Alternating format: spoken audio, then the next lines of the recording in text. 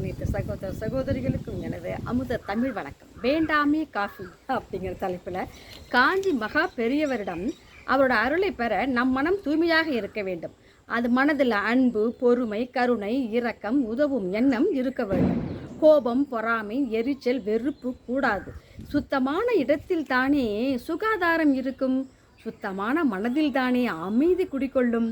மன தூய்மையுடன் நாம் சொல்வதை பின்பற்ற வேண்டும்.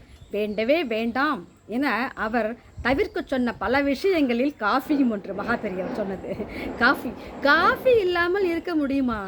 அதிகாலை எழுந்தவுடன் இதை குடிக்காவிட்டால் அவ்வளவுதான், தலைவலி வந்துவிடும், வேலையும் ஓடாது. சரி, ஏன் காஃபியை விட சொன்னார்? காஃபி என்பது வெளிநாட்டு இறக்குமதி, உள்நாட்டு பொருளையே அவர் ஊக்குவிப்பார். காஃபி வேண்டாம் என்றவர் அதற்கான மாற்று வழியையும் சொன்னார். அதுதான் கஞ்சி. யோசித்து பாருங்கள். காலையில் கஞ்சி குடித்துவிட்டு விவசாயிகள் வயலுக்கு சென்றனர். உடம்பு, மனம் இரண்டையும் கெடுக்கும் விஷயமான கஃபைன் என்ற டிகாக்ஷனை சேர்த்து சுவையான பாலை வீணடிக்கிறோம். காஃபி குடிப்பதற்கு பயன்படும் பாலை ஏழைகள், நோயாளிகள், ஆதரவற்ற குழந்தைகள் கோயிலுக்கு கொடுங்கள்.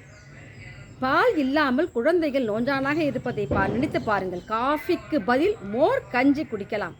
ஒரு பங்கு பாலில் இருந்து 2 மடங்கு மோர் கிடைக்குது. இது சிக்கனமாகவும் இருக்கலாம் இல்லையா? இது நமக்கு சிலருக்கு பால் ஒத்துக்கொள்வதில்லை. அவர்களுக்காகவே கோமாதா பசு மோரை தருகிறார் என்றாராம் மகா பெரியவர். கேட்டதுக்கு ரொம்ப நன்றி. வாழ்க வையகம், வாழ்க வளமுடன்.